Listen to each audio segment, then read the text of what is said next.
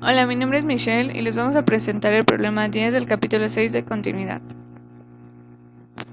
Mi nombre es Aldurim y les voy a presentar el inciso A. Demuestra que si f es continua en A, entonces también lo es para el valor absoluto de f.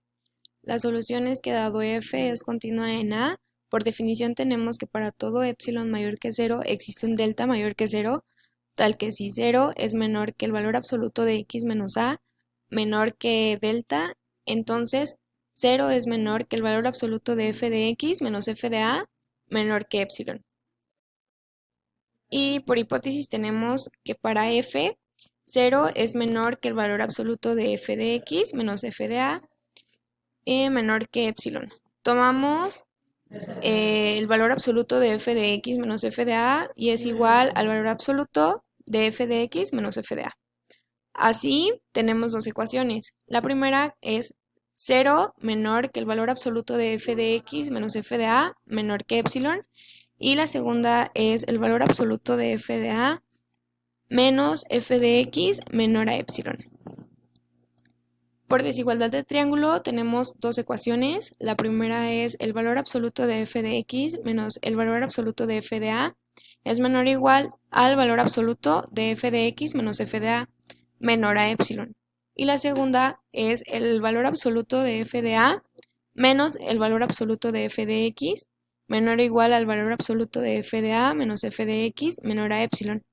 Entonces, tomando las desigualdades del lado derecho, nos quedan la primera, el valor absoluto de f de x menos el valor absoluto de f de a menor a epsilon, y la segunda, el valor absoluto de f de a menos el valor absoluto de f de x menor a epsilon. Multiplicamos por 1 la primera ecuación, nos queda que menos epsilon es menor que el valor absoluto de f de a menos el valor absoluto de f de x. Pero esta es la segunda ecuación, entonces está acotada por menos epsilon y epsilon.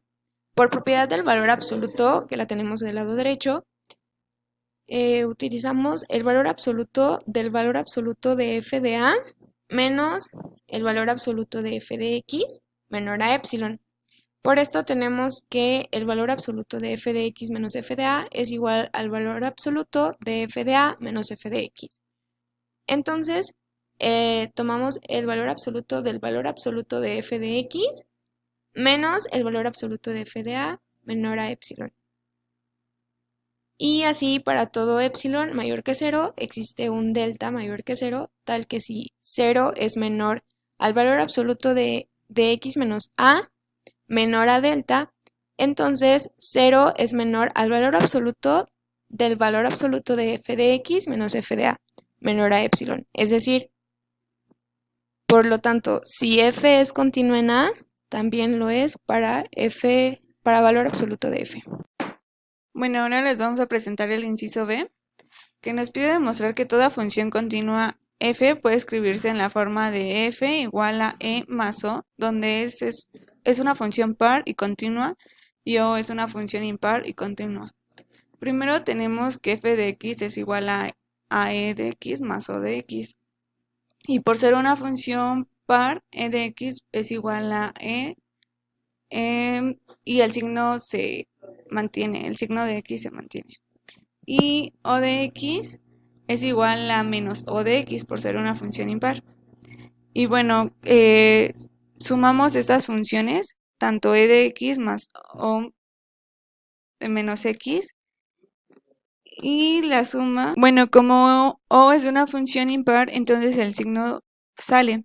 Entonces la ecuación f de menos x es igual a e de x menos o de x. Sumamos la ecuación 1 y 2 y nos quedaría f de x más f de menos x es igual a 2e de x. Ahora despejamos e de x y nos quedaría un medio de f de x más f de menos x, y esto sería igual a e de menos x porque es una función par. Ahora lo mismo hacemos, pero ahora con o de x, y al despejar o de x nos quedaría 2f de x menos f de x menos f de menos x entre 2, y esto sería igual a menos O de X por ser una función impar. Y ahora sumando E de X más O de X, que esto es la suma de F, nos quedaría la suma del valor que le dimos a E de X más el valor que le dimos a O de X, y esto es igual a F de X. Por el teorema 1 del capítulo 6, que enuncia que si F y G son continuas, entonces la suma va a ser continua en A, y al igual que el producto, también va a ser continua. Además sabemos que una función constante, como lo es un medio, va a ser continua en todos sus puntos. Por lo tanto, E de X más O de X, que son continuas, va a dar una función continua, F de X, que es lo que buscábamos.